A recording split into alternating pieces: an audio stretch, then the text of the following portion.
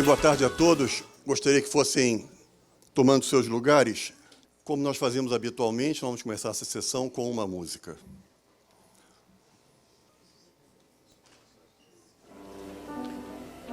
Eu compus uma música de parceria com meu amigo Ronaldo Bosco e intitulei Tributo a Martin Luther King. Martin Luther King é um negro norte-americano. O mérito maior de Martin Luther King é lutar cada vez mais pela igualdade dos direitos das raças.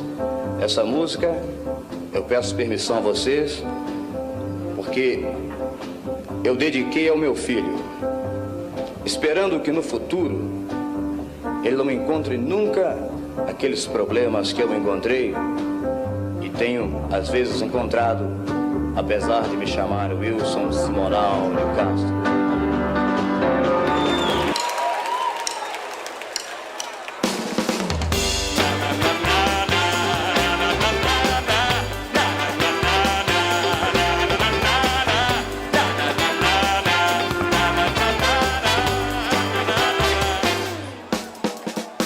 Sim, sou negro de cor, meu irmão de minha cor.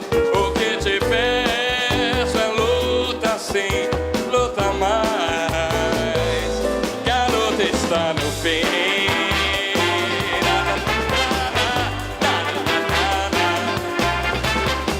Cada negro que for, mais um negro virá.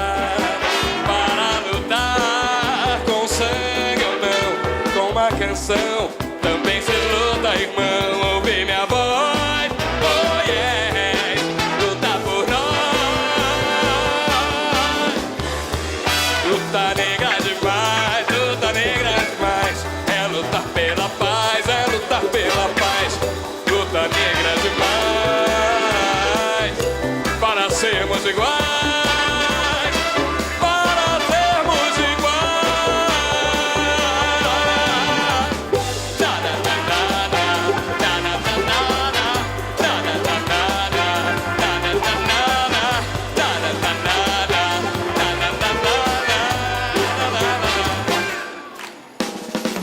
Sim, sou negro de cor, vem, meu irmão de minha cor. O que te peço é luta sim, que a luta está no fim.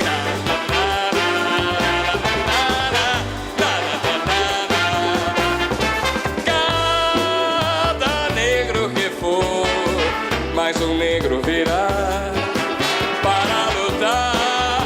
Sangue ou não, com uma canção, também se luta, irmão, ouve minha voz. Oh yeah, luta por nós. Luta negra demais, é lutar pela paz, é lutar pela paz.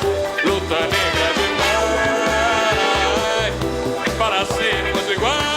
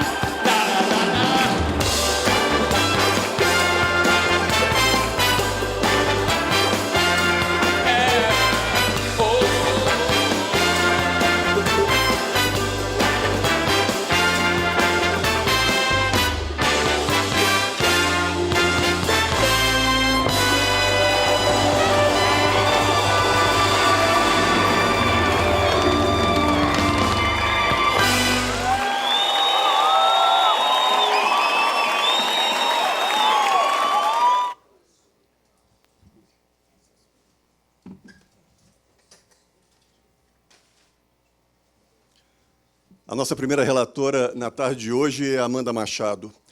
Ela é recém-formada em medicina e vai nos falar sobre a experiência discente do racismo na graduação em medicina. A Amanda já esteve aqui conosco em uma sessão anterior, onde eu próprio falei, junto com ela e com Sérgio Zaidaft, a respeito do choque de gerações. Amanda.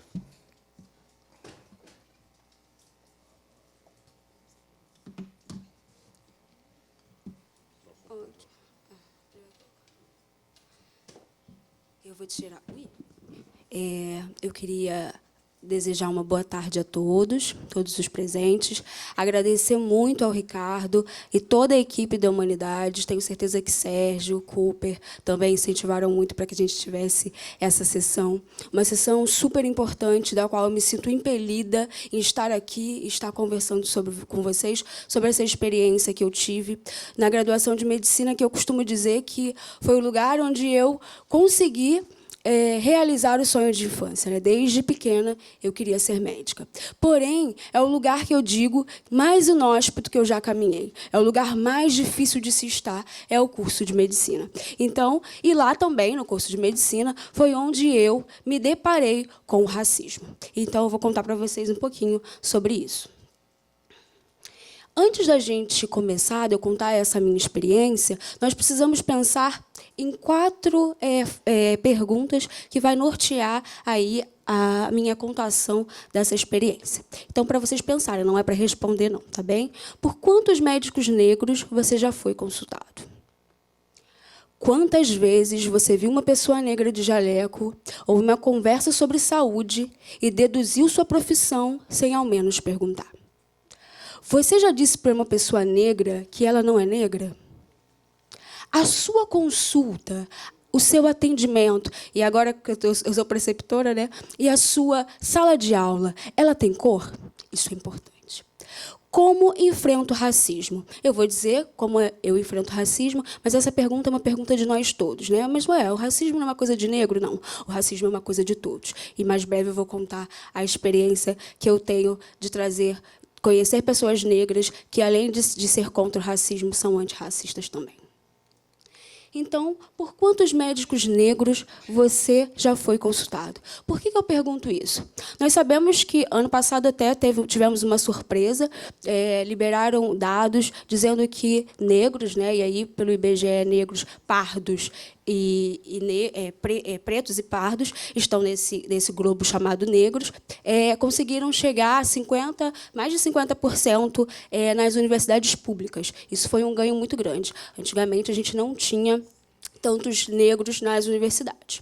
E aí é importante a gente pensar num ponto extremamente significativo. Eu venho de universidade particular, eu não fiz faculdade pública, mas é importante a gente ter a noção de que cota não é esmola.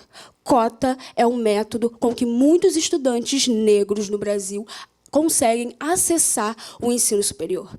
Eu não fiz faculdade pública, eu fiz faculdade particular, e se eu não tivesse políticas afirmativas, eu não estaria falando com vocês agora tendo um CRM. Então, é importante a gente pensar nisso. Cota não é esmola. Outra coisa que é interessante, então, se a gente tem bastante negros, agora temos, né, por causa das políticas de cotas nas universidades públicas, a gente não tem o quantitativo de negros significativo na universidade, no curso, na graduação de medicina. Então, por isso é importante essa pergunta, né? Quantos médicos negros a gente já foi consultado? Poucos, né? Muito poucos. Então, isso gera estranhamento. Então, é importante a gente compreender que o acesso para o estudante negro das universidades ele é muito reduzido. Por que isso? Eu sou filha de pai pedreiro e mãe costureira.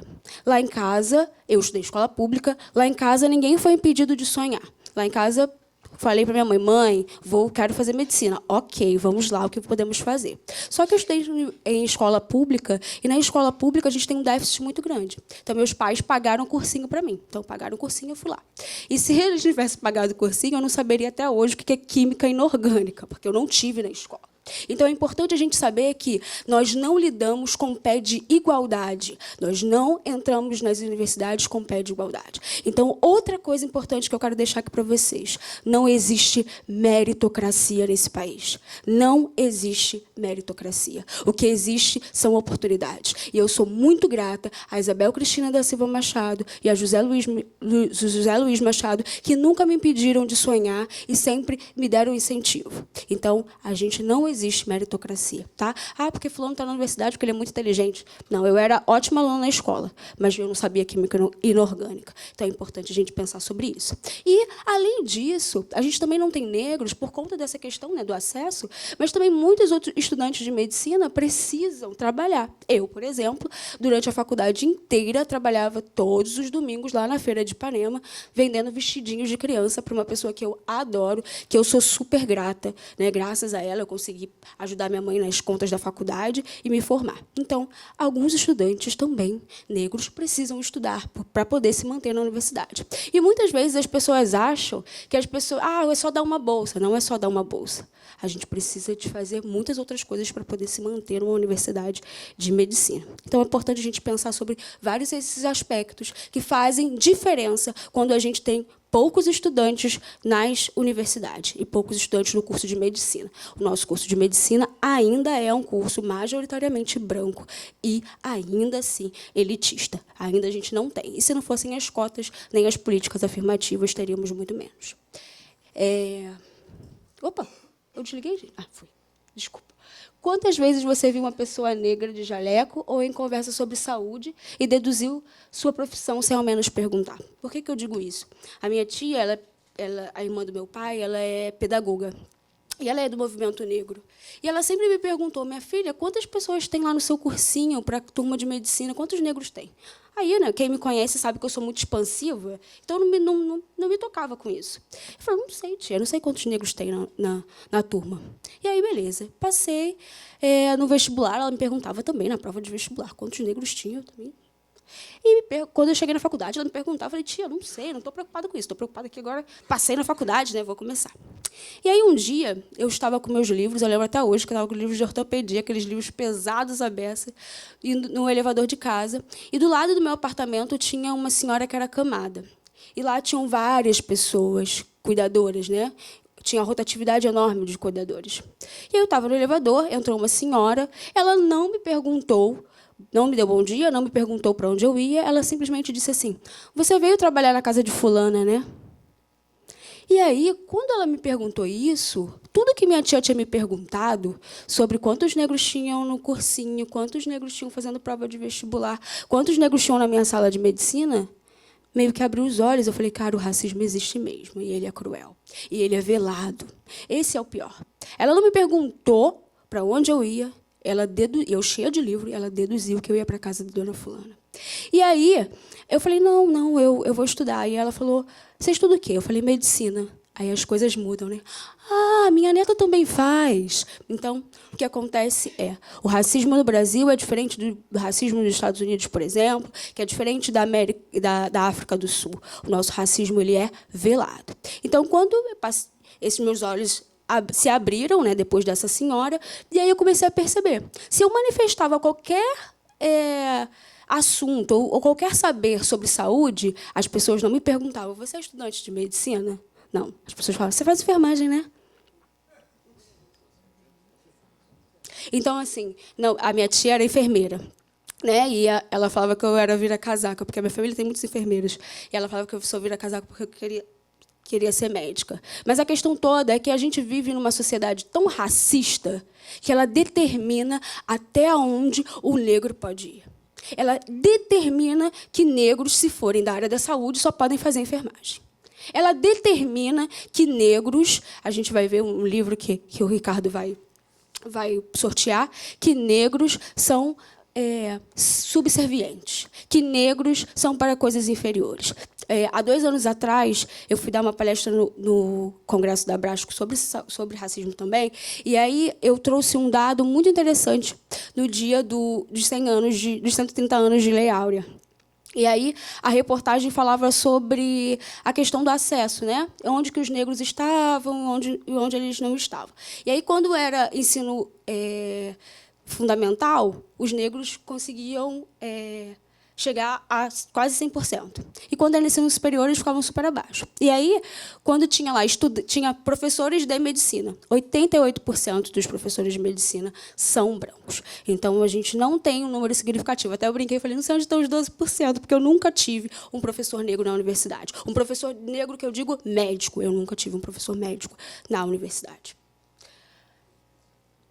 Você já disse para uma pessoa... É muito, né? Alguém falou muito aqui, não sei. Né? Você já disse para uma pessoa negra que ela não é negra? Isso é super importante. Por quê?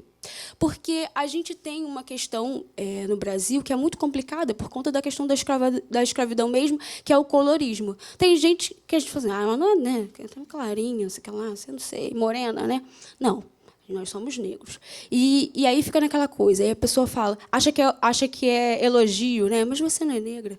Não é elogio falar para uma pessoa negra que ela não é tão negra assim, né? Você é moreninha. Não é elogio, tá? E eu sempre falo isso. Eu acho que o pior é você tentar minimizar, relativizar. Diz para a pessoa é negra, ponto. Não é nenhum preconceito, não é nenhum desaforo falar que a pessoa é negra. Eu sou negra, então não tem para quê. Tá? Então é importante isso. Por que eu conto essa história e por que eu pergunto isso?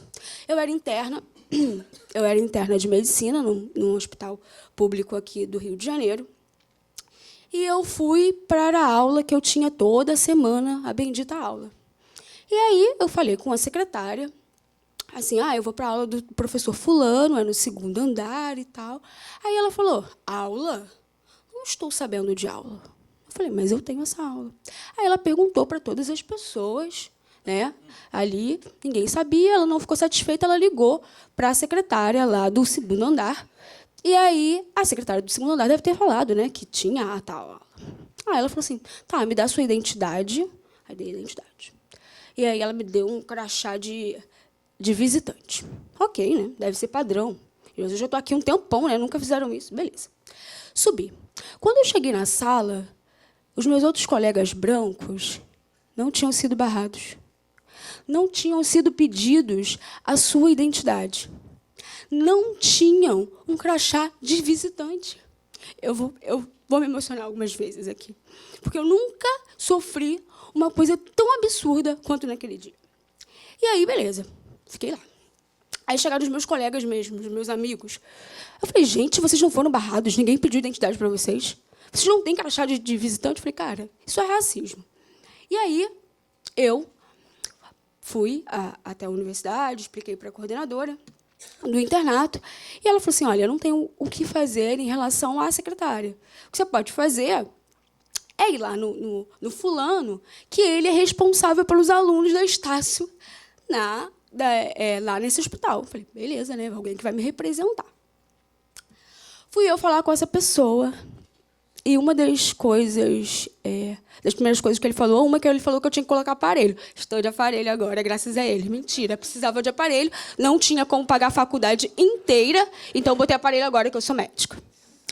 E aí, ele disse isso, e ele disse, mas o que depois? Ele disse que, minha filha, mas você não é tão negra.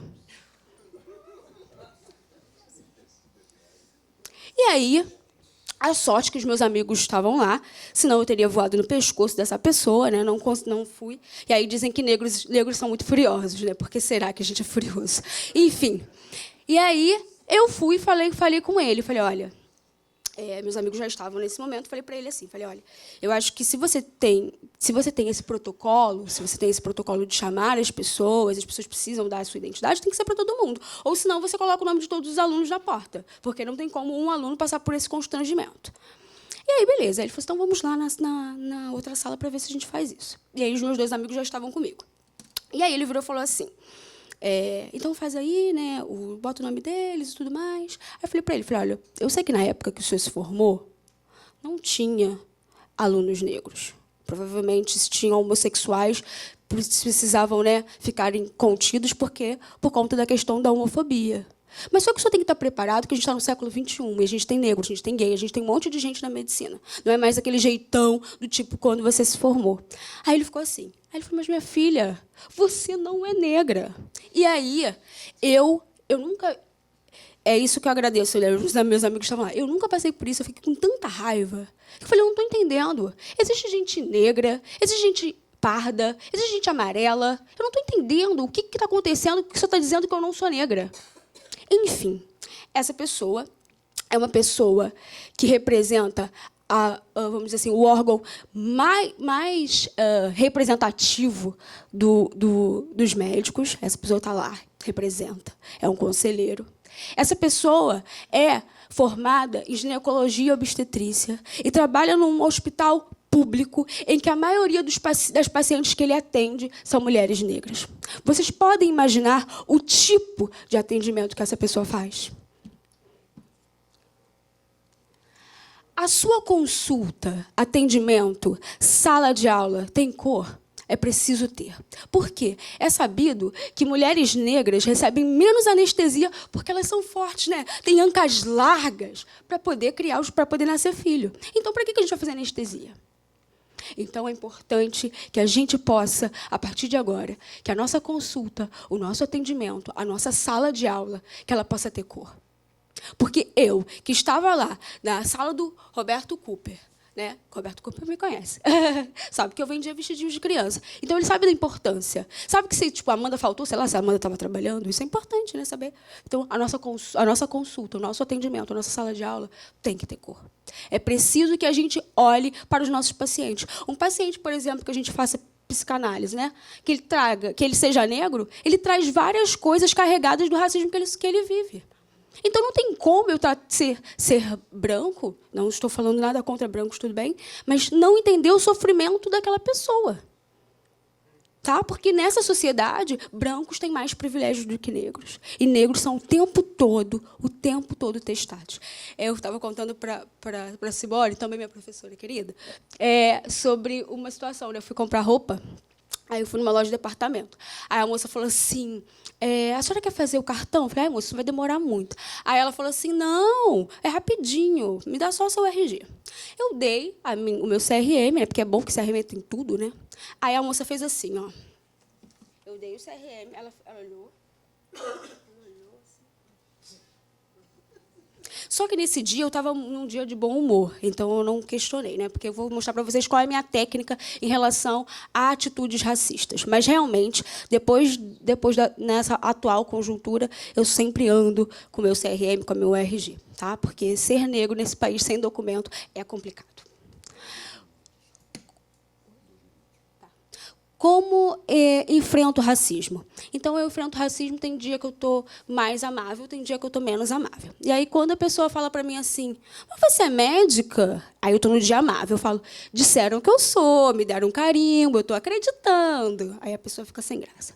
Mas quando eu estou num dia muito militante, eu falo, por quê? Aí a pessoa fica super sem graça, e aí vê que o racismo está com ela. Então, outra coisa, como eu enfrento racismo, uma pergunta também que eu fiz para vocês, por que eu disse isso? Quando eu sofri essa questão que eu contei para vocês lá no hospital, eu fiz um texto e mandei para vários professores, várias pessoas, Roberto Cooper, vários professores, e eles foram brigar. Pessoas brancas que foram brigar com a coordenação, a gente precisa fazer alguma coisa, porque isso não pode ser admitido. Então, a luta não é nossa. Racismo não é coisa de preto. Racismo é uma questão que a gente tem que ser enfrentada, né? Nossa querida Angela Davis diz que, numa sociedade racista, não basta ser contra o racismo, a gente precisa ser antirracista. Então, se eu estou numa rodinha em que tem conversa de preto, né? Preto é fogo. O que eu vou fazer? Eu vou recriminar essa pessoa. Eu vou falar outras coisas. A situação, hoje a coisa está preta. Não, a coisa está azul, a coisa está branca. Branca, mentira. A coisa está verde, mas preta não. Tá? Então, a gente precisa ter atitudes diferentes. E aí, como eu enfrento o racismo? Brigando pra caramba, né? Brigando, vindo a palestras. Graças a Deus eu tenho uma família maravilhosa que me apoia, que me ajuda. Minha mãe, os meus irmãos, e tenho cachorro também, né? Meu pai é falecido, não me viu me formar, mas tenho certeza que onde ele estiver, ele com certeza está muito feliz.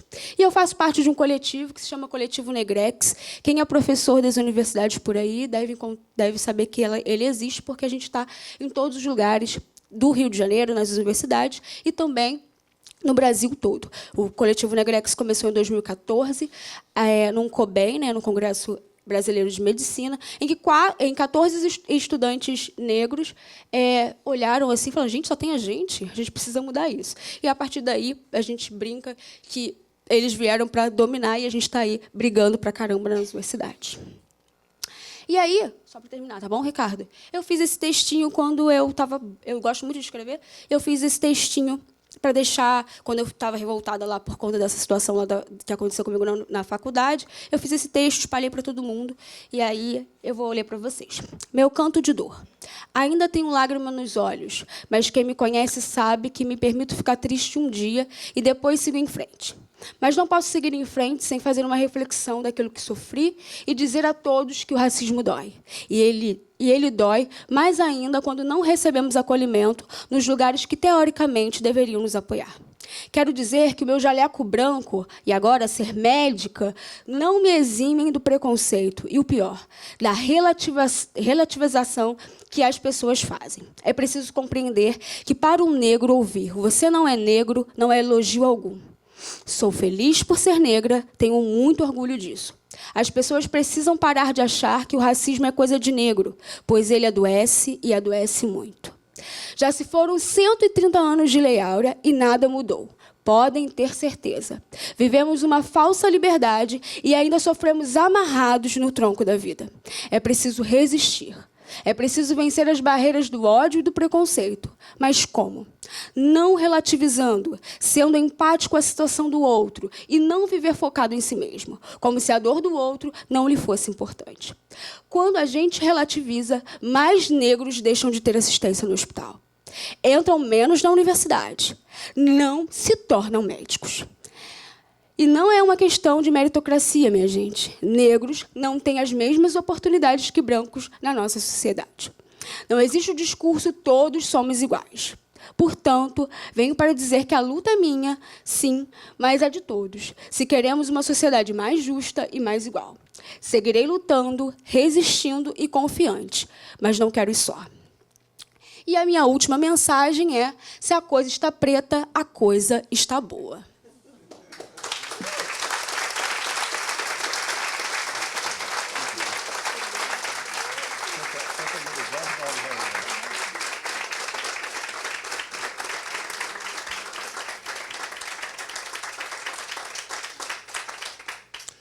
Obrigado, Amanda.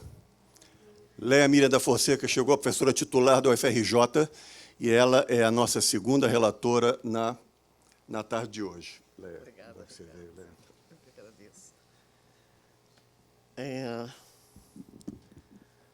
Boa tarde a todos. Eu quero primeiro agradecer essa oportunidade de estar aqui hoje, convidada pelo Ricardo Cruz, para falar de um tema que realmente eu nunca falei na minha vida.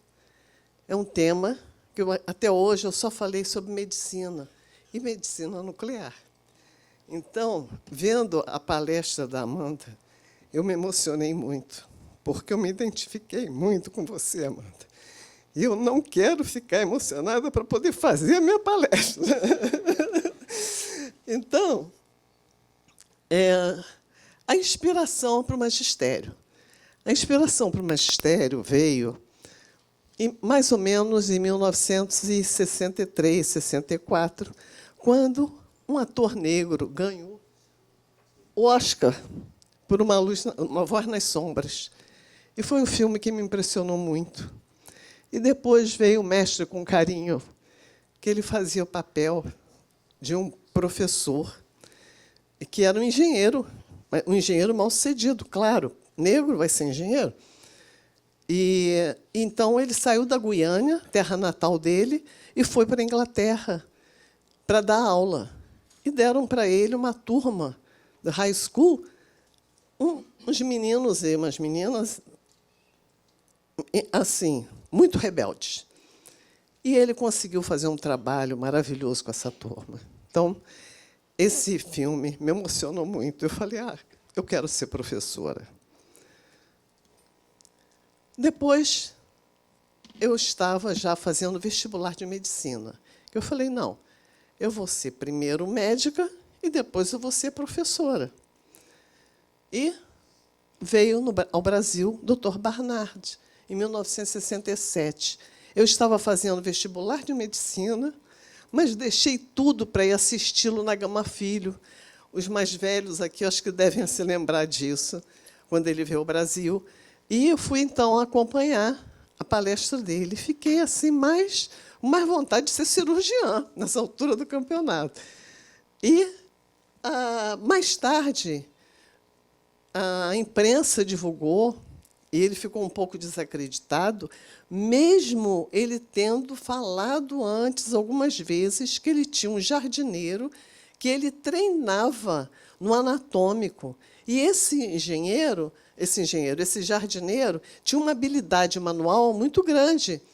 E aí, o que acontecia? Na hora da cirurgia, ele entrava nas cirurgias.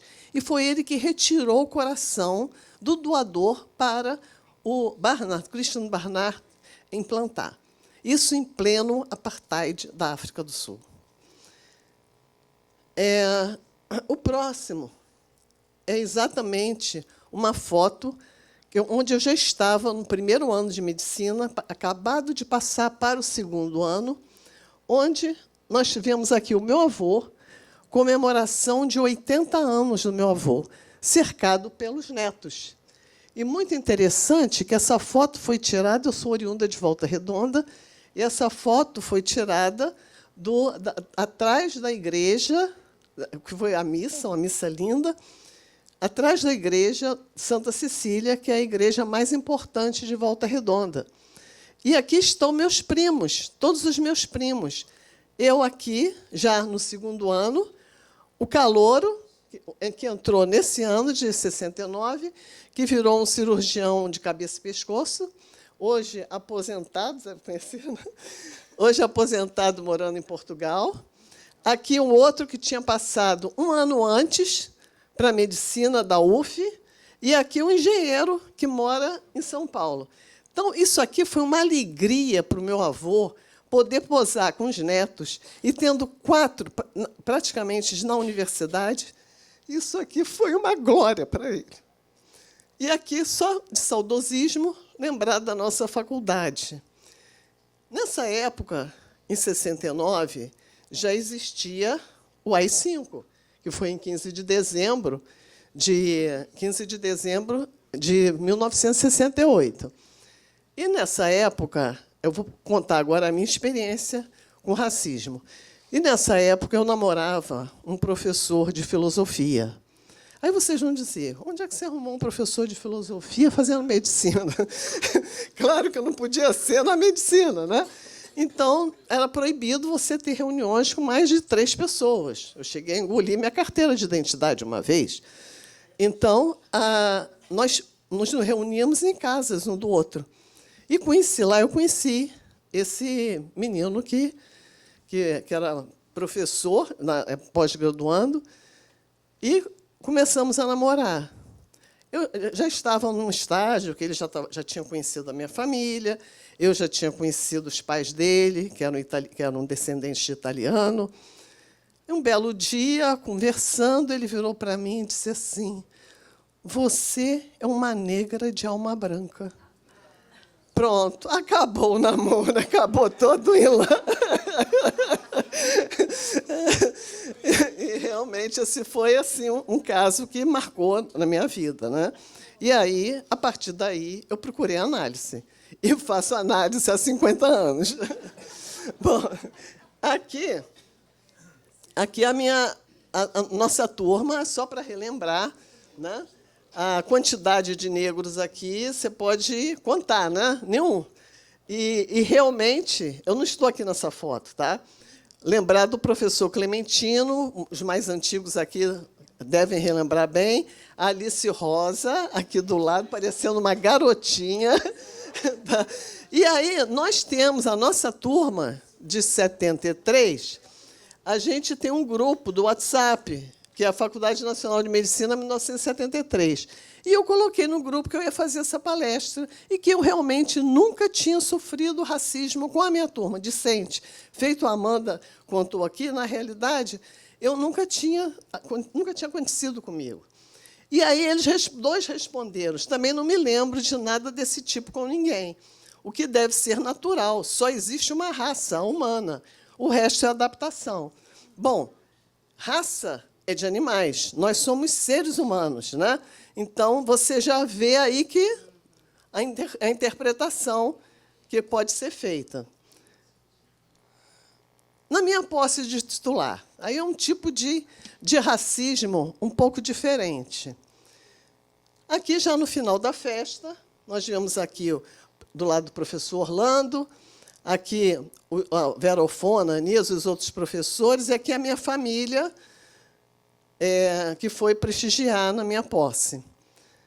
Quando estavam nos cumprimentos, um médico negro, que é raro, feito a Amanda disse, mas nós temos lá na UFRJ, ele veio me cumprimentar, me abraçou, pegou o braço dele, botou do lado do meu e disse assim, isso é muito bom para a nossa cor. Aí eu ri, virei para ele e disse assim, é isso mesmo, porque nós temos que cada dia mais lutar pela nossa posição social. É muito mais difícil, realmente, né? Então, é um outro tipo de racismo, vamos dizer, positivo, reconhecido, né? Bom, aí me deparei outro dia com essa notícia do coronavírus, sequenciamento do coronavírus em 48 horas, por uma equipe da USP, e, fazendo parte da equipe, essa pesquisadora, que ela é da USP hoje. E, nas redes sociais, estava falando da miscigenação, realmente, nós somos muito miscigenados, né? Então, até o coronavírus era miscigenado, porque o sequenciamento genético era diferente nos dois casos no Brasil. E era diferente da Alemanha, era diferente da China, entendeu? Achei assim uma notícia interessantíssima. E aí escreveram lá, vamos fazer coleção de coronavírus diferentes, país miscigenado, até nos coronavírus. Sequenciamento identifica genomas diferentes nos dois casos brasileiros de coronavírus. E aqui, um outro completou. Essa foi uma das mulheres que liderou a pesquisa que sequenciou o genoma do coronavírus em 2 dias, um recorde mundial. Pesquisadora de universidade pública, foi questão de frisar, e mulher negra, mulher preta. Então, realmente, está aí o preconceito no nosso dia a dia, velado, mas presente. Essa notícia também foi do jornal de poucos dias. E aqui, antes de falar falando sobre coronavírus, sobre essa notícia aqui, isso aconteceu comigo numa palestra, nas memoráveis palestras do Copacabana Palace, promovido pelo Cláudio Domênico. Eu fui convidada para falar. E lá as pessoas são apresentadas antes. Então, um amigo meu foi selecionado para me apresentar. E ele chegou lá na frente e me apresentou. Isso aqui é fulano, doutora Leia, tal, titular, isso, aquilo, aquilo outro, botou todos os títulos. Primeiro, não sei das quantas, botou lá. No final, ele disse, e, além de tudo, é mulher e negra. Então, quando eu vi isso aqui, eu me lembrei desse detalhe. Então, realmente, entendeu? Para provar que a gente tem muito por que lutar. E não só nós, acho que vocês que estão aqui também, os brancos presentes aqui, eu acho que isso tem que ser disseminado. E uma luta constante de todos. A Casa Rosada escolhe mulher negra para ser embaixadora do Vaticano, embaixatriz, não sei. Embaixadora mesmo? Obrigada. E eu achei estranho corrigir o jornal, é meio difícil, não, o jornal errar. E aí eu achei muito interessante que ela, com uma carreira ilibada de 30 anos, ela só ter sido nomeada, escolhida, depois de 30 anos de carreira, para ser a embaixadora no Vaticano. Por que será, hein? E aqui lembrando de Debré, né, que veio na comitiva do Napoleão, do Brasil. Napoleão, não, é porque eu pensei em Napoleão, porque ele antes esteve na comitiva do Napoleão, ele pintou para o Napoleão, e aí depois ele veio para o Brasil, no Dom João VI, e fundou a Escola Imperial de Belas Artes, né, que hoje é a Escola de Belas Artes, e também foi quem desenhou a bandeira do Brasil. Então, eu vi esses quadros há pouco tempo na casa do Roberto Marinho, essa exposição Os Estrangeiros. E me impressionou muito os quadros dele, os quadros, as gravuras, mostrando todo o percurso dele aqui no Brasil durante os 15 anos que ele ficou no Brasil. Então, esse quadro aqui me chamou a atenção, um negro açoitando um outro negro. Quer dizer, a que ponto que nós chegamos durante a escravatura? Quer dizer, um próprio negro açoitando um outro negro. Eu acho que isso é para se pensar nos dias de hoje, nesse nosso racismo velado, que, na realidade, não é tão velado feito a gente imagina que seja. E aqui a miscigenação é um outro quadro, um funcionário público passeando no domingo com a família pela cidade. É outro quadro dele, mostrando aqui as filhas, a mulher, a ama de leite, deve ter sido, a dama de honra, a dama da esposa dele, e os escravos atrás, passeando no dia de domingo, mostrando a miscigenação. E isso aí foi usado num evento do Rio de Janeiro, Cidade Mestiça.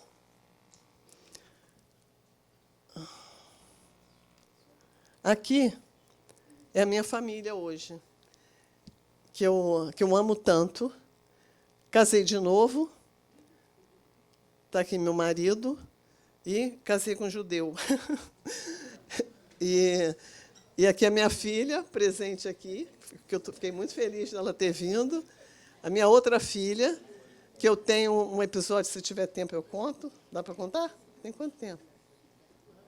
Quanto? Já acabou? Ai, meu Deus. Não, é um caso muito interessante, porque aconteceu no Samaritano. Eu vi aqui, eu me lembrei. Houve um repórter, não vou dizer o nome, nem vou dizer qual a especialidade dele, senão vocês podem reconhecer, que foi internado no Samaritano. E ele começou a tratar mal todos os atendentes, enfermeiros, técnicos que iam ao quarto dele e que eram negros. Aderbal, né? Todo mundo, acho que todo mundo aqui conheceu Aderbal, né? Nosso saudoso Aderbal. Ele chegou no quarto, deu uma bronca no sujeito e disse assim: agora você vai sair do meu hospital agora. Aí ele: não, como é que eu vou sair daqui? Eu não posso, não sei o quê. Então, tá bom, você vai pedir desculpas para todos eles. Aí ele perfilou todos eles e ele pediu desculpas a um por um. E, exatamente, essa história eu fiquei sabendo há pouco tempo. Na época, eu não fiquei sabendo. E por que eu estou contando? Porque ele precisou de uma cintilografia. Adivinha o que o doutor Aderbal fez? Chegou, na época, era Proeco, chegou para o João Renato, que era dono da Proeco, e falou assim: olha, eu quero que a Leia faça a cintilografia dela, e a filha dela, que a minha filha, nessa época, ela fazia biologia e era técnica, né, fazia na universidade particular, na Estácio, e era técnica de medicina nuclear, porque desde do primeiro ano ela me acompanhava e fazendo estágios. Então, e que a filha dela faça... Então, ela era empregada do Samaritano como técnica. Eu quero que a filha dela faça a cintilografia. Então, ninguém me contou nada disso. Eu fiquei sabendo há pouco tempo. Entendeu? Poxa, como foi bom ter feito essa palestra. Quanta coisa eu fiquei sabendo. Então, mais uma vez, eu quero agradecer. E, para fechar, não podia deixar de citar Paulo Freire, né? Porque, realmente, eu acho que todo mundo conhece essa frase, que a educação, só a educação, ainda botaria um só na frente, vai transformar o mundo. Por quê? Porque muda as pessoas. A educação não transforma o mundo. Então, nós temos que investir em educação, temos que aumentar esse nosso PIB para a educação, porque é exatamente para nós termos uma visão melhor e enxergarmos que o racismo é uma coisa ruim para todos, porque oportunidades precisam ser iguais para todos. Muito obrigada.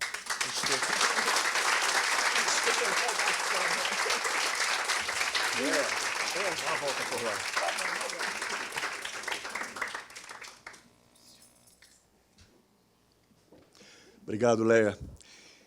Queria convidar, então, a nossa terceira relatora, Vânia Cidade.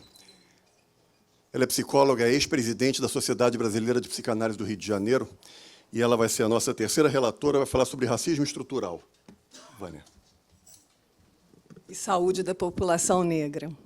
Boa tarde, quero agradecer ao Ricardo pelo espaço para discutir esse assunto tão sério e importante. Quero agradecer a todos vocês por terem se disposto a vir aqui conversar conosco sobre isso. E vou apresentar o que eu preparei para conversarmos.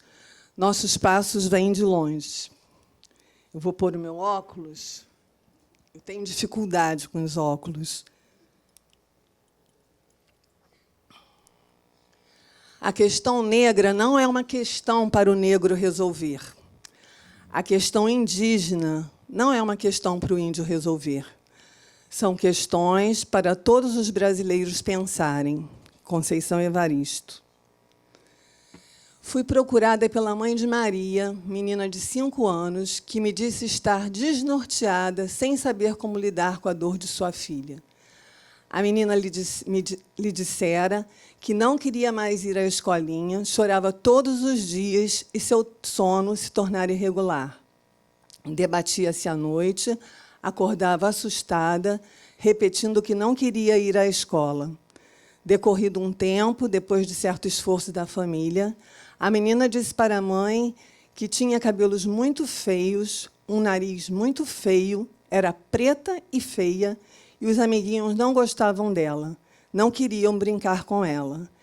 A escola disse ignorar tal fato, embora percebesse que a menina, entre aspas, não se enturmava com as outras crianças. Aproximava-se, mas depois saía timidamente. Negação da escola.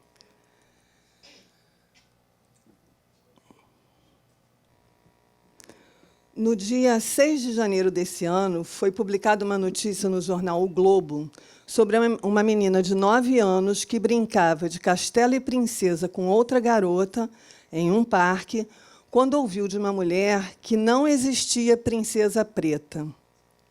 Depois de 5 dias, cabisbaixa, a menina escreveu um bilhete para a mãe.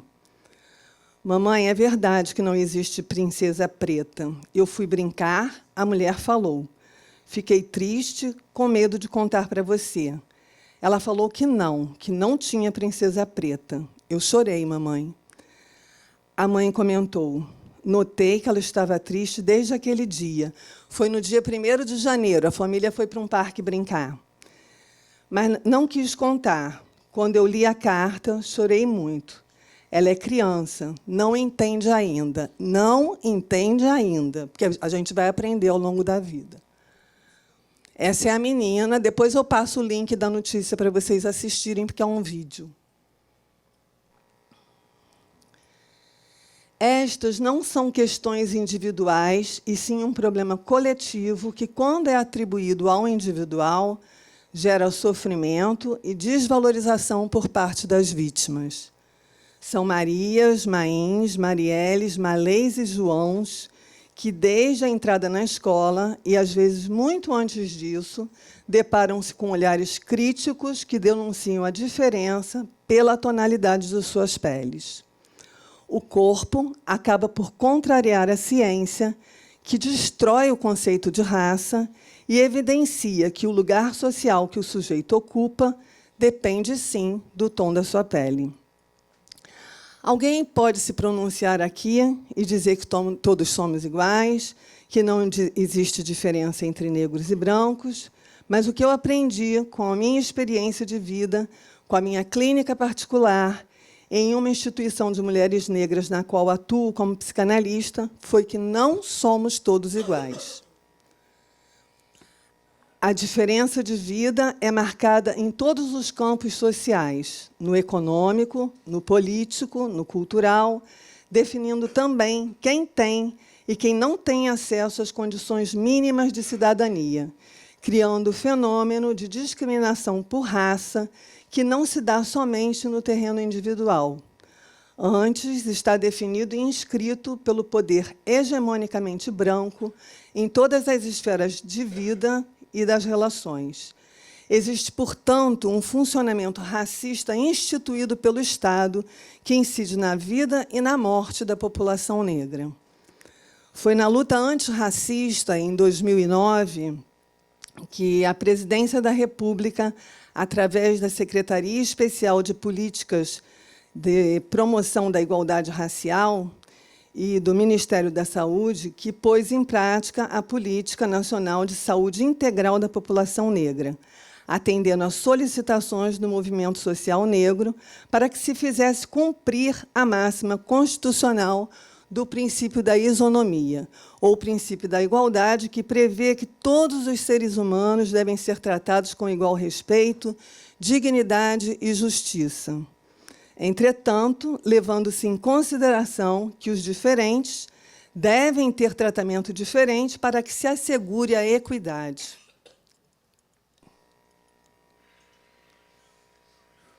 O atendimento desta demanda do movimento negro significou o reconhecimento de que a população negra vive em situação de vulnerabilidade, demandando cuidados específicos e atenção à saúde física e mental.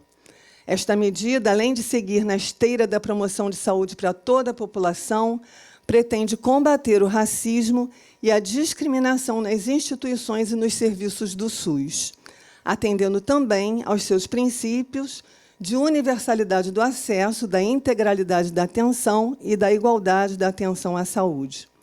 Esta política pretendeu lidar clara e diretamente com a atenção e a prevenção dos males presentes, em especial em relação a essa parcela desassistida e vulnerável da sociedade. Refiro-me às condições precárias de vida, desde a habitação, a educação, até as exigências primárias de saúde, incluindo nesse item a ausência do tema racismo na formação dos profissionais. Na formação dos profissionais. Embora enraizado na sociedade brasileira, o racismo ainda é pouco abordado nas áreas de saúde, seja na medicina, na psicologia, na enfermagem ou em qualquer outro campo das humanidades na saúde, que não, por acaso, lidam intensa e diretamente com a população negra. Este silêncio afeta não somente a prestação de serviços, como também os profissionais negros que se sentem discriminados. A Amanda trouxe alguns exemplos aqui, e quando a negação existe, a gente ouve o que ela acabou de dizer, que ela nem é tão negra assim, discriminados, desassistidos em suas necessidades e alijados do que seria um treinamento profissional, inclusive respeitoso em face da diversidade. Trata-se de um tema sem lugar, marginal, ainda que habite negros, brancos e índios, e que marque as relações e os vínculos entre os profissionais e os seus pares, os profissionais e os usuários do sistema de saúde, e entre pessoa a pessoa. Certamente não enxergamos o racismo por se tratar de um fenômeno estrutural em nossa sociedade, normatizado, uma vez que não é visto nem problematizado, funcionando em nossas vidas e relações, sem que haja o estranhamento. Um exemplo claro disso, e que diz respeito a todos nós aqui, é o número de negros presentes na sessão. Quantos são? Hoje, talvez, seja recorde, porque é um tema ligado aos negros.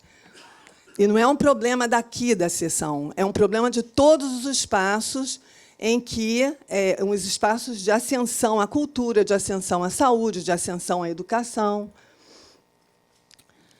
Mas, para as pessoas negras, isso importa. A gente sempre olha do lado para ver se tem um igual a nós. E, muito raramente, a gente encontra.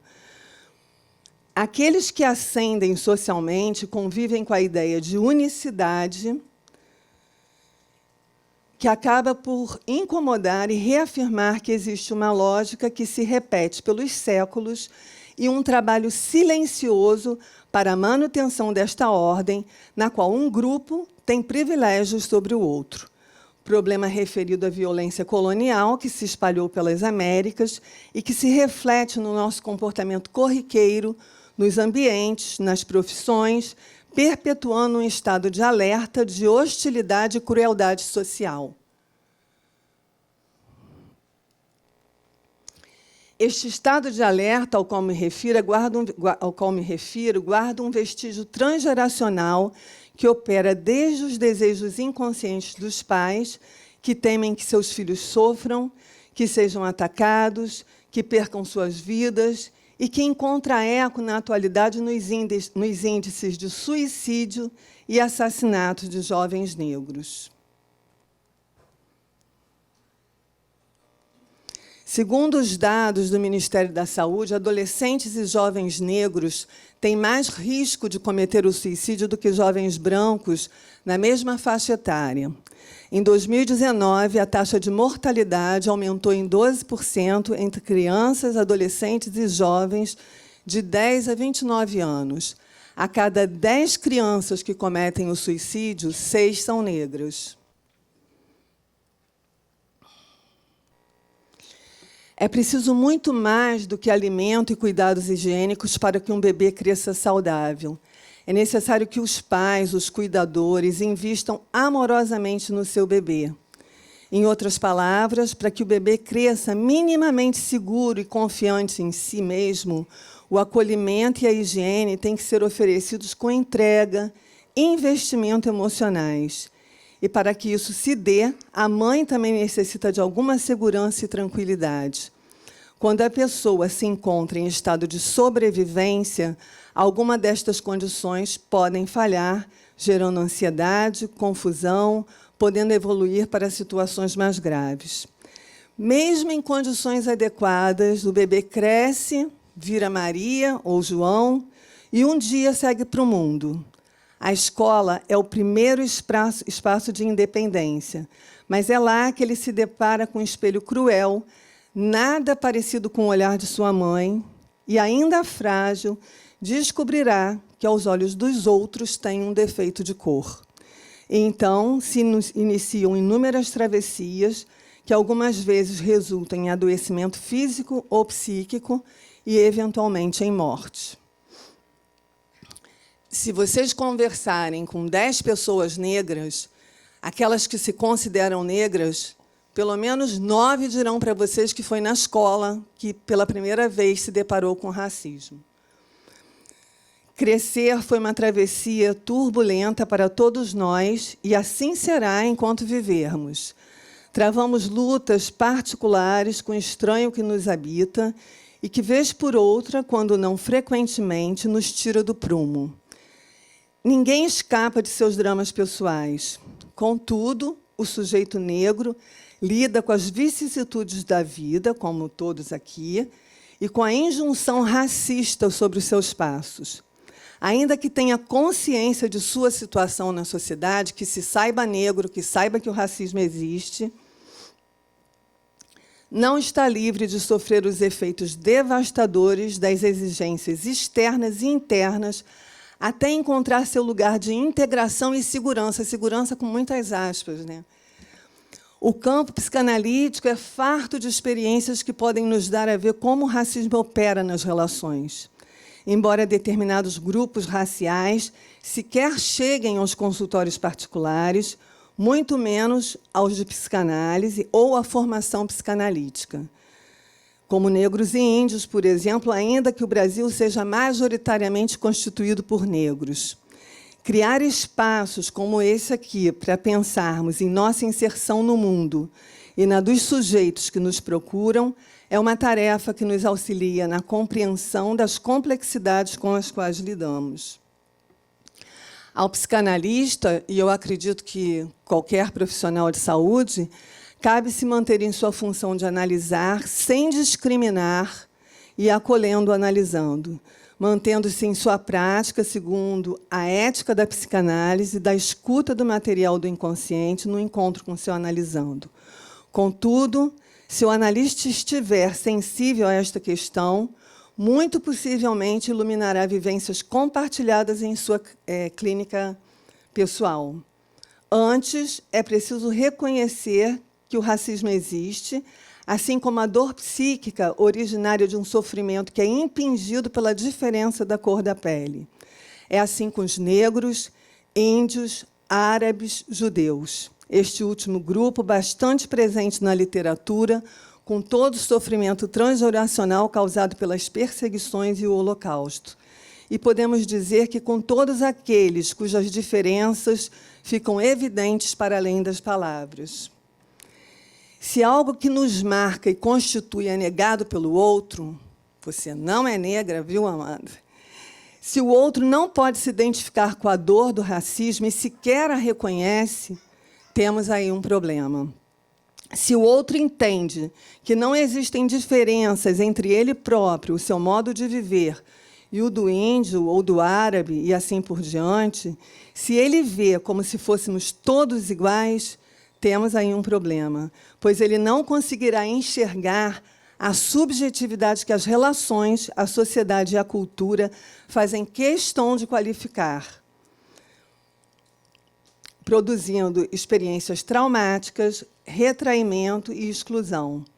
Essa construção social que gera conflitos e resistências, tanto no campo social como no do indivíduo, deve ser objeto de investigação dos profissionais de saúde.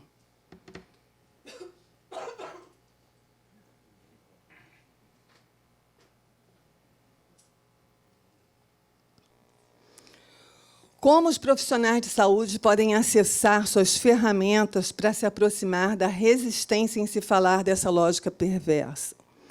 Estamos diante de um obstáculo, sintoma, que carece de reflexão e de mudança por parte de todos nós.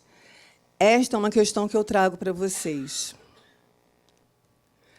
A base construída por aqueles que vieram anteriormente, mulheres e homens negros que lutaram para transformar esse estado de coisas, nos dá suporte para seguir atravessando os muros que se erguem a todo momento.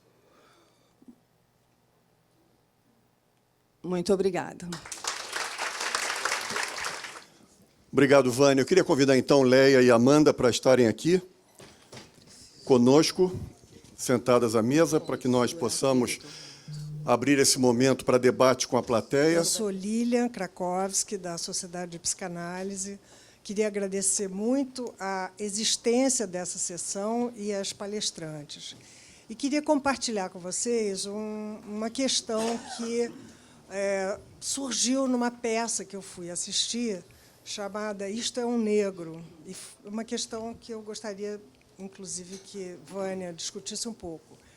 Num dado momento, a atriz fala do seguinte, sobre a diferença entre o escândalo causado pelo genocídio no Holocausto de judeus, ciganos, comunistas, gays, ladrões, prostitutas, todos brancos, contrastado com o genocídio de 500 anos de negros, da escravidão e do que se sucedeu e continua existindo até hoje. Ou seja, as sensibilidades são completamente diferentes.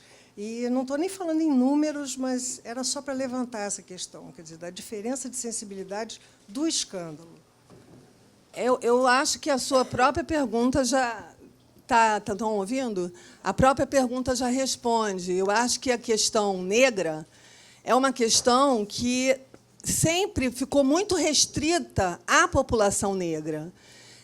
Fazem 10 anos que a população, em geral, vem ouvindo falar desse tema e ainda com muita resistência. Com muita resistência e com muita rejeição. Então, o fato de não reconhecerem que, nesses 500 anos, mais de 30 milhões de pessoas morreram, sofreram, que a média, por exemplo, de vida durante o período escravocrata era de 7 anos, sobreviviam aqueles que viviam dentro da Casa Grande, mesmo assim, sofrendo maus tratos horríveis. As mulheres, por exemplo, tinham os seios, o bico do seio arrancados, porque as senhoras ficavam enciumadas, aquelas que não tinham serviam de amas de leite. E, como amas de leite, amamentavam o filho da senhora e os seus próprios filhos morriam, adoeciam. Então, isso ficou muito restrito à população negra, esse tema, esse debate. E eu acho que foi a luta da população negra, especificamente do movimento social negro, que vem, ao longo desses anos, desses últimos 50 anos, modificando isso. Se a gente está hoje aqui, nossos passos vêm de longe, conforme eu disse. A gente deve a mulheres negras, homens negros, que durante anos lutam para a mudança desse quadro. Lisanca Marinheiro é especialista em endocrinologia. Lisanca, qual é o seu comentário sobre a sessão Humanidade na Saúde, sobre racismo? Eu queria parabenizar a mesa e queria saber sobre esse movimento que vocês estão fazendo, Negrex. Como é que vocês estão divulgando isso para os estudantes de medicina? Amanda. Amanda, na realidade, eu esqueci de dizer, eu a conheci porque ela liderou a Liga Acadêmica de Humanização da Medicina da Faculdade Estácio de Sá. Vou repetir para vocês. A Liga Acadêmica de Humanização na Medicina. Amanda. Obrigada pela pergunta. O coletivo Negrex, como eu disse, então, foi criado em 2014 por uma demanda, né, desses estudantes que foram ao COBEM, e lá não tinham estudantes negros. Então, meio que se organizou, né, dos 12 alunos foram se organizando, alguns aqui do Rio de Janeiro, e a gente conseguiu com que... Na verdade, eu posso dizer que a gente tem o coletivo Negrex até na Amazônia. A gente tem bastante gente do coletivo no Brasil todo. Então, por exemplo, o FRJ, a gente tem gente, na Estácio, a gente tem gente, UF, principalmente as pessoas das universidades públicas.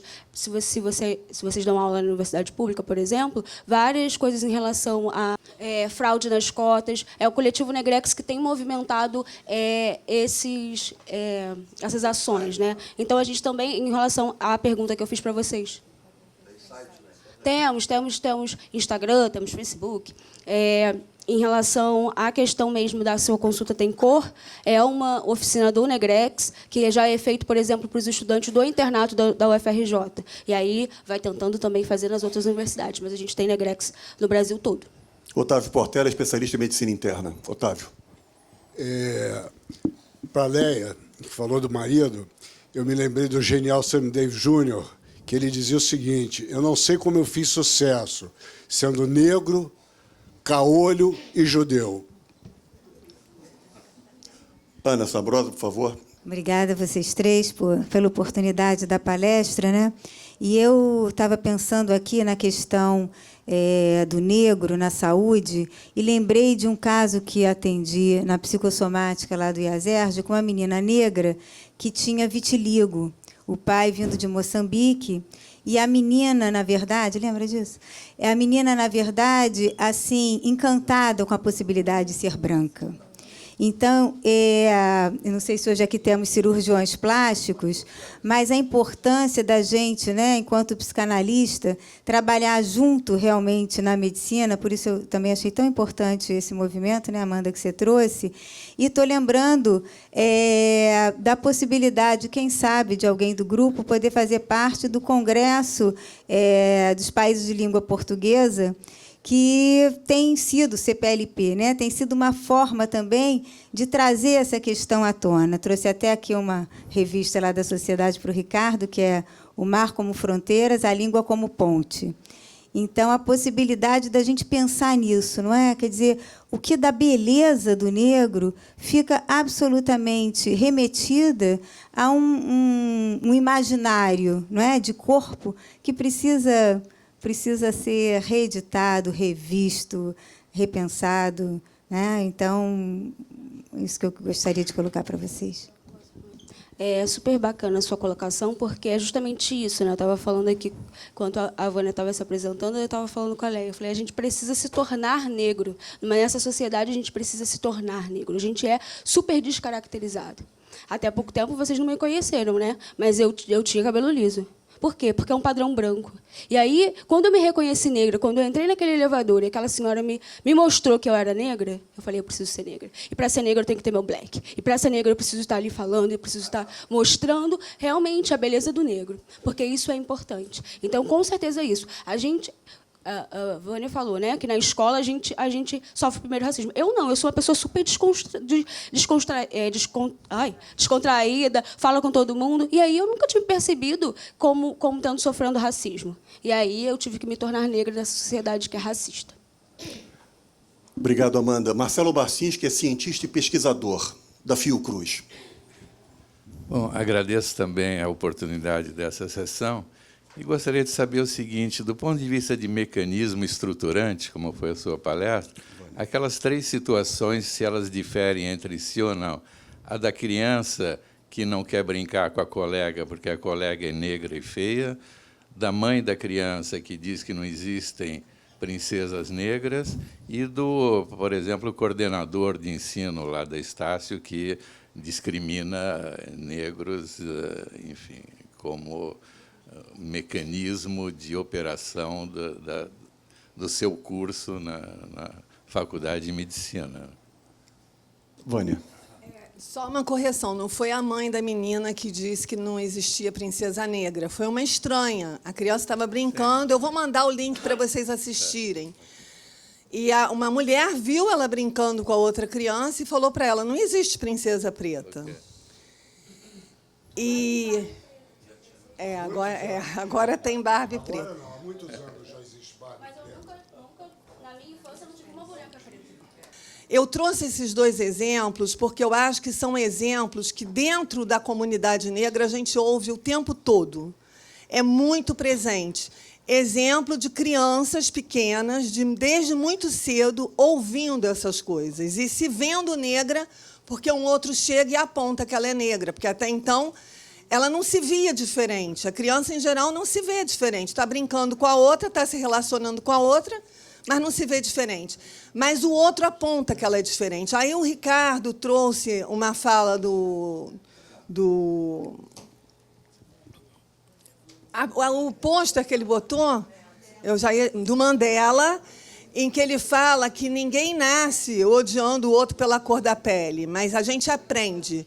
E eu acredito que sim, quando a criança chega e chama o outro de negro, e eu tenho assim inúmeros exemplos aqui, até porque eu trabalho com mulheres negras dentro de um grupo de escuta, é porque essa criança aprendeu, essa criança ouviu.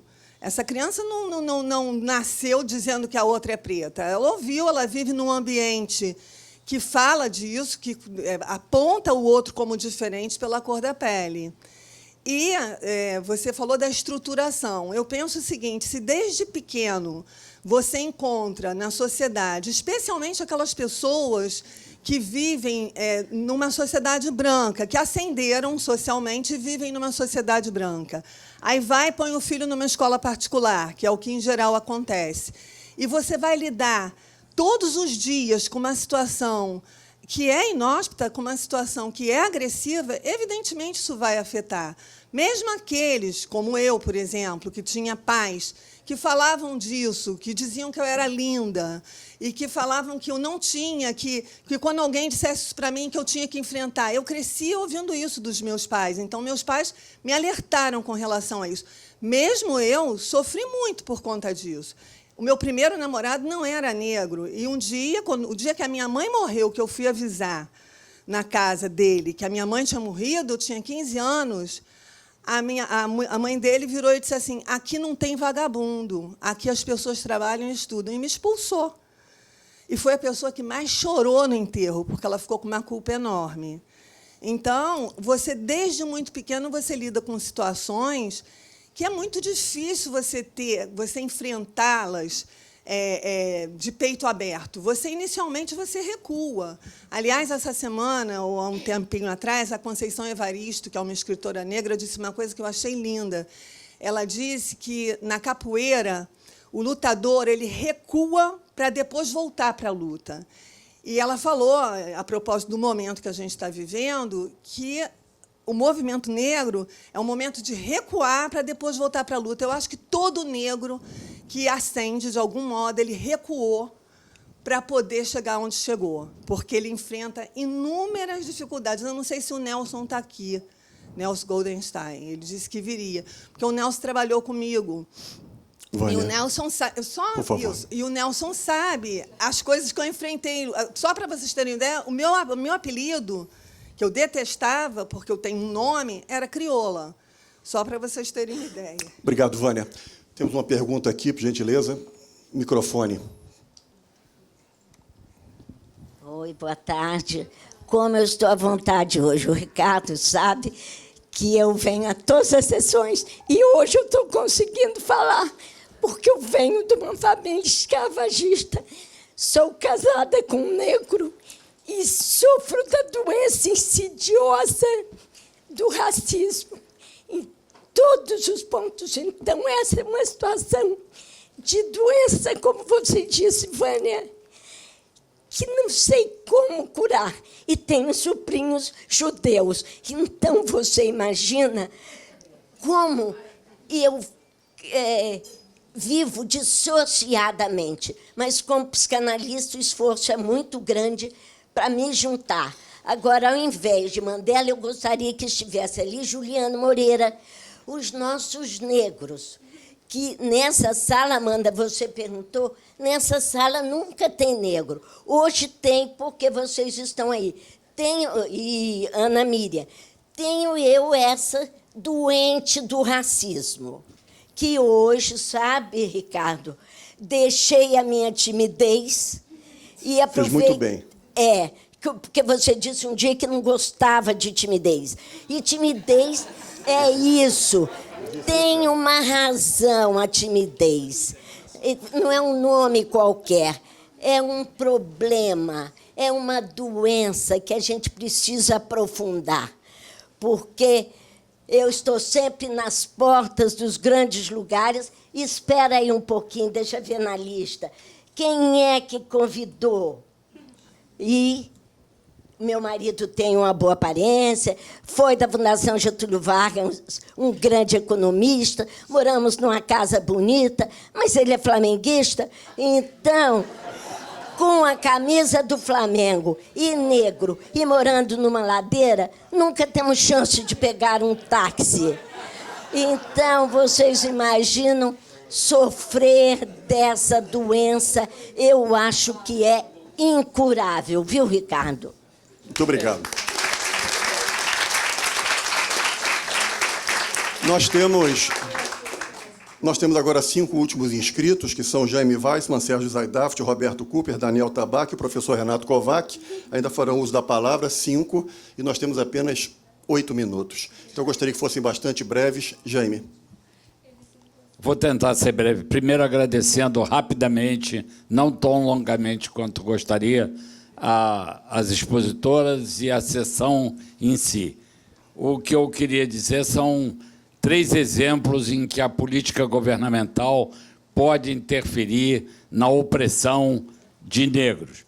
A famosa história da sífilis nos Estados Unidos, do tratamento não realizado nos negros, aquela experiência horrível no final dos anos 40. A segunda que eu quero expor aqui é a operação de escravização de crianças negras oriundas da Fundação Romão Duarte, no início dos anos 30, não à toa por membros de um partido cuja sigla era Deus, Pátria e Família. E, em terceiro, e finalmente, dizer do processo que ocorreu na cidade de Flint, nos Estados Unidos, em que mais de 90% da população é negra, e o governador do estado mudou a captação da água do Lago Huron para o rio Flint, e, com isso, provocou mais de 7 mil crianças com intoxicação por chumbo e outros metais pesados. O que eu quero concluir é que as políticas governamentais podem tirar do recôndito do racismo a facilidade da pessoa se expressar como racista e dizer, por exemplo, que os quilombolas não servem nem para procriar e que os índios ocupam excessivas áreas e que estão ficando evoluídos no momento. Obrigado, Jaime. Obrigado. Sérgio Zaidaft é psiquiatra e educador. Muitíssimo obrigado. Eu achava que eu não era racista. Eu jurava para mim mesmo que eu não era racista. Há coisa de 40 anos, os meus primeiros supervisores em psicanálise, eu fui levar o caso de um paciente negro, uma mulher negra, e falei assim, é uma moça de cor. Ele perguntou, qual? O que eu achei ótimo. Assim, cor, qual cor? Era para ser respeitoso. Né? A ideia, eu não sou racista, eu sou respeitoso, eu respeito pessoas. Nem Marinho, foi um aprendizado quando ele falou, qual cor? Dizendo uma cor, já está sendo racista. Eu também achava que eu não era racista, que eu era contra cotas para negros na universidade pública. Eu era a favor de cotas sociais econômicas, porque eu achava que assim assambarcava a grande maioria da população negra. Não sou mais. Por ser professor da FRJ, ter sido, ainda sou, enfim. Inúmeros exemplos que eu vi o pessoal do Negrex, que eu levei lá para a psicologia médica, na Júlia, sua amiga, ia lá cada semestre apresentar o problema da saúde da população negra, e eu vi de alunos negros que aprenderam desde pequenos que não podiam andar de guarda-chuva na mão, que iam achar que eram arma, iam ser baleados. Isso é uma excrescência, quer dizer, uma sociedade que vive dessa maneira, é um tamanho absurdo, que eu não posso deixar de concluir dizendo não dá para separar racismo na saúde do racismo na sociedade. O racismo na saúde é o espelho do racismo na sociedade. Então, eu ouvi de um aluno negro da FRJ, com cabelo típico de um negro, né? Não é encarapinhado, mais curto que o meu, se for medir a centimetragem, que ouviu da pessoa que era responsável por ele na enfermaria, meu filho, você tem que cortar o cabelo, que seu cabelo não é neutro. Cabelo não é neutro. Isso não é FRJ, isso é razoável. Como é que alguém não adoece ouvindo essas coisas? Enfim, é isso. Eu acho importantíssimo dessa sessão aqui, sempre achei. Espero que tenha outras depois. Obrigado, Sérgio. Roberto Cooper é pediatra e educador.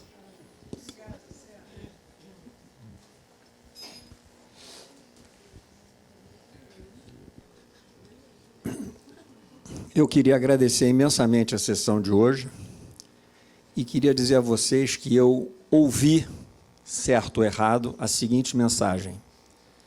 Roberto Cooper, você é um branco, fica quieto e ouve um pouco mais. Muito obrigado. Obrigado, Roberto. Daniel Tabaque, especialista em oncologia clínica e hematologia. Tabaque. Obrigado pela sessão. É realmente revoltante demais, dentro de um país como o nosso, que se intitula como não sendo favorecedor do racismo, ver esse tipo de manifestação. Essa questão é genética, na verdade. É surpreendente, porque quando isso já é feito por várias análises, mais de 90% geral da população brasileira dispõe e possui algum gene de origem hereditária presente mais na população negra. E essa discriminação é terrível. Se nós analisarmos, por exemplo, o registro brasileiro de doadores de medula óssea, vemos como que isso é tão pouco, a população negra é tão pouco representada, e, dessa maneira, a consequência em função disso é que o número de transplantes em indivíduos de raça negra é muito menor. Então, quer dizer, além disso, as crianças de raça negra com leucemia aguda têm menos direito a serem transplantadas e potencialmente menos curadas nesse sentido. E a outra questão é só relembrar quanto tempo levou para o Ministério da Saúde aprovar que os transplantes em crianças ou adultos portadores de anemia falciforme fosse aprovada dentro da população pela regulamentação por ser uma doença não neoplásica, nesse sentido. Então, quer dizer, nós vemos isso entranhado dentro da nossa sociedade, e isso é tão grave e revoltante como, eu diria só por uma experiência pessoal, um comentário assim: doutor, puxa vida, o senhor tão legal, o senhor nem parece judeu. Então, essa é a questão que a gente já ouviu tantas vezes. Obrigado. Obrigado, Daniel. O último comentário do professor Renato Kovac, ele está aqui na primeira fila. Ele é especialista em medicina interna e nefrologia. Bom, eu não vou perder tempo elogiando, porque realmente vocês brilharam de uma forma extraordinária. Eu vim aqui para prestigiar, sobretudo, com meus 92 anos, e eu queria fazer 3 comentários. O primeiro comentário é que poucos terão ouvido falar de uma grande escritora negra nigeriana que tem mais de 20 livros lançados e ainda tem 40 anos. Chama-se Chimamanda Ngozi Adichie. A Chimamanda, ela escreveu um livro famoso, O Perigo da História Única. Ela, preta, filha de professores, lá em Lagos, na Nigéria, ela lia histórias lindas sobre bonecas de olhos azuis, etc., até o dia em que ela se rebelou contra esse tipo de história, como menina que era, e esse fator foi fundamental para transformá-la em uma grande escritora. Ela escreve muito bem, e os livros dela já estão traduzidos em português. Chimamanda Adichie é fundamental. A segunda coisa, quando a Amanda perguntou quantos de vocês terão sido vistos por médicos negros, eu tive o prazer de ser visto e operado por Dr. Deusdedit Gomes de Nascimento. Considero um dos grandes ortopedistas do Rio de Janeiro, especialista em coluna, e eu devo muito a ele ter me livrado de uma dor que me causava 1 ano de perda de trabalho e que ele consertou realmente. É o segundo tópico que eu queria. E o terceiro tópico que eu queria mencionar é um caso muito semelhante ao do Barnard, mas ainda mais importante, e que houve um filme sobre ele. É sobre a operação de Blaylock. Quem fez a operação de Blaylock não foi Blaylock, foi um não médico, um assistente dele de sala cirúrgica, chamado Vivian Thomas, um preto que morreu há 1 ano atrás, foi muito homenageado, e pela primeira vez na Johns Hopkins foi colocado uma fotografia, um retrato, na galeria dos grandes médicos, ao lado do Alfred Blaylock, que é um cirurgião, se eu não me engano, foi de tetralogia de Fallot, e o Thomas não teve reconhecimento imediato, e foi preciso realmente uma terceira pessoa contar essa história, que se transformou num livro e num filme muito famoso. Eu queria dizer que eu fui médico de várias pessoas de cor preta, professor, e gostei muito da Zezé Mota, por exemplo, e de outros, e tenho muita clientela negra, e tenho muita honra de sê-lo. E meus funcionários no consultório são negros. Muito obrigado, professor. Eu gostaria de saber quem é que tem 1 minuto para ouvir só os primeiros versos dessa música. Tira as luzes, por favor.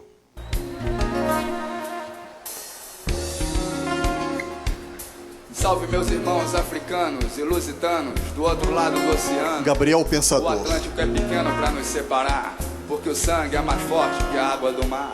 Racismo, preconceito e discriminação em geral é uma burrice coletiva sem explicação. Afinal, que justificativa você me dá para um povo que precisa de união?